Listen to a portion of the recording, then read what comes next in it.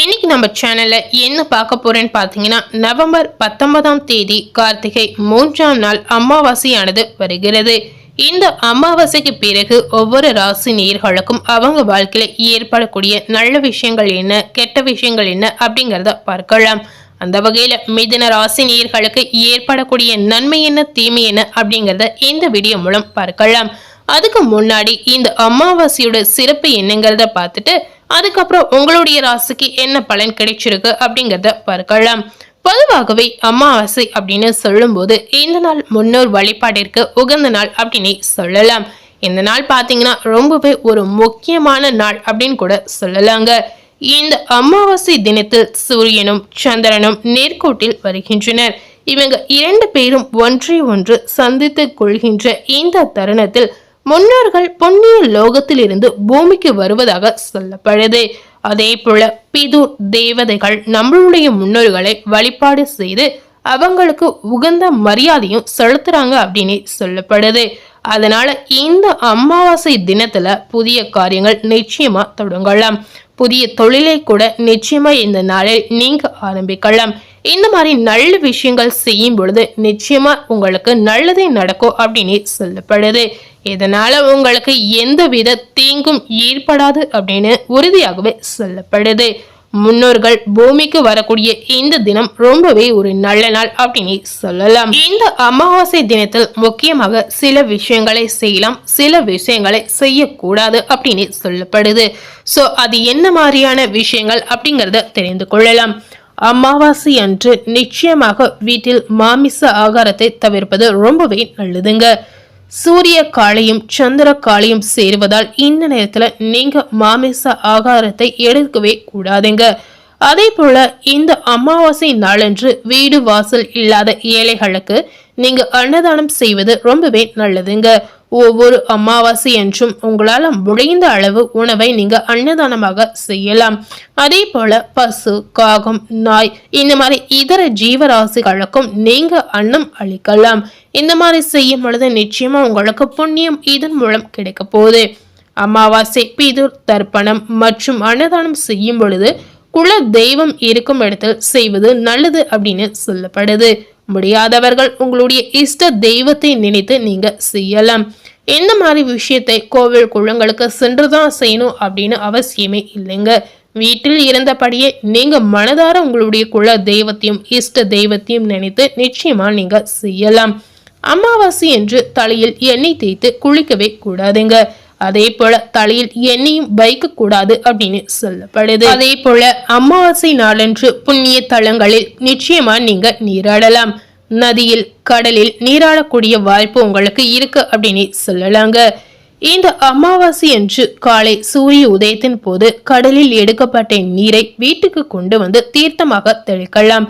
இதனால பாத்தீங்கன்னா வீட்டில் இருக்கக்கூடிய தோஷங்கள் நிச்சயமா நீங்கிடும் அப்படின்னு உறுதியாகவே சொல்லப்படுது. ஸோ இந்த அமாவாசை நாளில் மறக்காமல் இந்த வீடியோல சொல்லியிருக்க பலன்களை நீங்க பின்பற்றி செய்வது நல்லதுங்க. இதுவரை இந்த மாதிரி விஷயங்கள் தெரியாதவர்கள் கூட நிச்சயமா இதுக்கப்புறம் தெரிந்து கொண்டு இந்த விஷயத்தை நீங்க பின்பற்றி செயல்படுத்தலாம். அமாவாசை என்று மறக்காமல் செய்யக்கூடிய ஒரு முக்கியமான விஷயம் என்னன்னு பாத்தீங்கன்னா முன்னோர் வழிபாடு அப்படின்னு சொல்லலாம். உங்களால முடிந்தா அவங்களுக்கு பிடித்த உணவுகளை படையலாக வைத்து மனதார நீங்க வழிபாடு செய்தாலே போதுங்க. இதனால நிச்சயமா முன்னோருடைய அருளும் ஆசீர்வாதமும் பரிபூரணமா உங்களுக்கு முழுமையா கிடைக்க போகுது. சோ இந்த அமாவாசையோட சிறப்பு என்னங்கிறத பார்த்துட்டோம். இந்த அமாவாசைக்கு பிறகு மிதுன ராசி நேயர்களுக்கு என்ன பலன் கிடைச்சிருக்கு அப்படிங்கறத பார்க்கலாம். மிதுன ராசியில மிருகசீரிஷம் 3, 4ஆம் பாதம் மற்றும் திருவாதிரை நட்சத்திரம், புனர்பூசம் நட்சத்திரத்தில் பிறந்த நேயர்களுக்கு முதல்ல கிரக நிலை என்ன மாதிரி ஒரு சூழல் அமைந்திருக்கு அப்படிங்கறத தெரிந்து கொள்ளலாம். தனவாக்கு குடும்பஸ்தானத்தில் பாத்தீங்கன்னா குரு சஞ்சரிக்கிறார். தைரிய வீரிய ஸ்தானத்தில் கேது இருக்கிறார். சுகஸ்தானத்தில் சுக்கிரன் இருக்கிறார். ரண ருண ரோகஸ்தானத்தில் செவ்வாய் இருக்கிறார். பஞ்சம பூர்வ புண்ணிய ஸ்தானத்தில் சூரியன், புதன் இருக்கிறார். பாக்கியஸ்தானத்தில் சனி மற்றும் ராகு இருக்கிறார். சோ கிரக நிலைகள் உங்களுக்கு இந்த மாதிரி தாங்க அமைந்திருக்கு. சோ மிதுன ராசினியர்களுக்கு இந்த அமாவாசைக்கு பிறகு பார்க்கும் பொழுது பொருளாதார முன்னேற்றம், பணவரவில் திருப்தி, இது இரண்டுமே உங்களுக்கு ஏற்படும். எடுத்த காரியத்தை சிறப்பாக செய்து முடிக்கக்கூடிய சூழல் உங்களுக்கு அமையலாம்.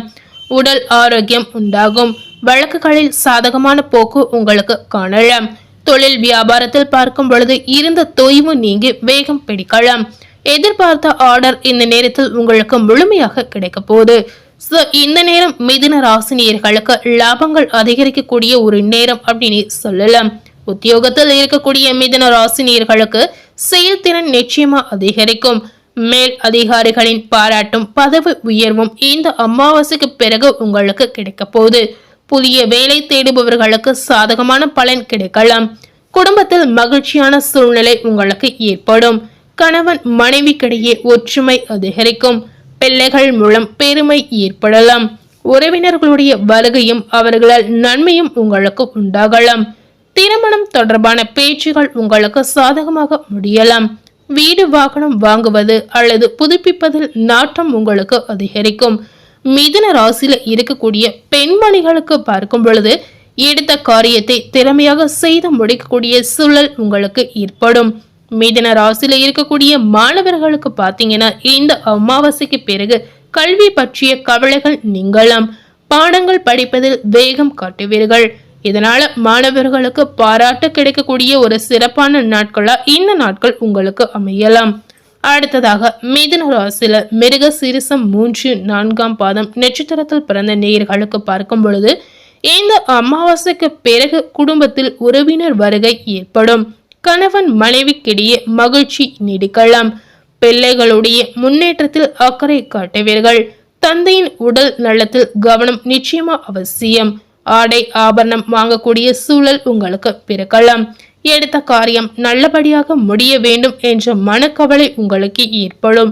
புதிய வாய்ப்புகள் தேடி வரும் கூடிய அமைப்பு உங்களுக்கு இருக்கிறது.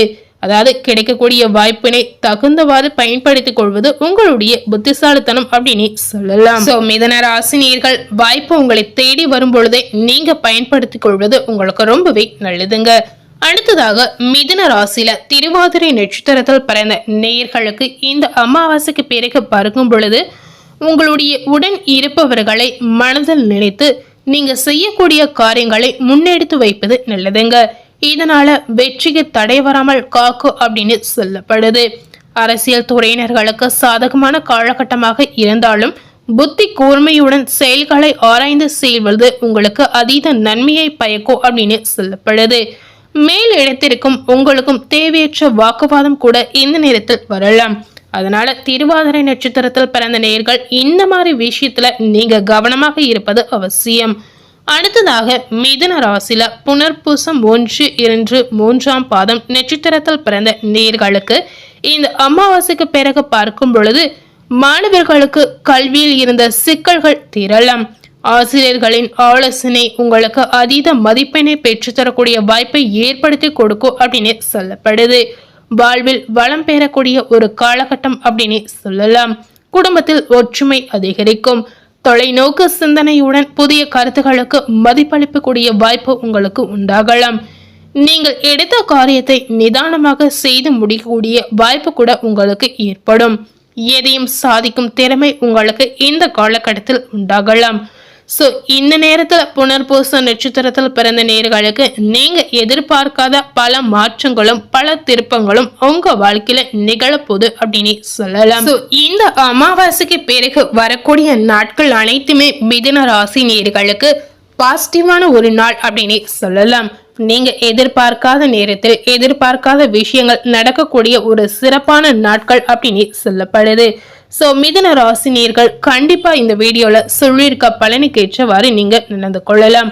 மிதுன ராசினியர்கள் இந்த காலகட்டத்துல எந்த மாதிரி ஒரு தெய்வத்தை வழிபாடு செய்யலாம் அப்படின்னு பார்த்தீங்கன்னா இந்த நேரத்தில் விநாயக பெருமானை வழிபாடு செய்வது உங்களுக்கு சிறந்ததாக இருக்க போகுது.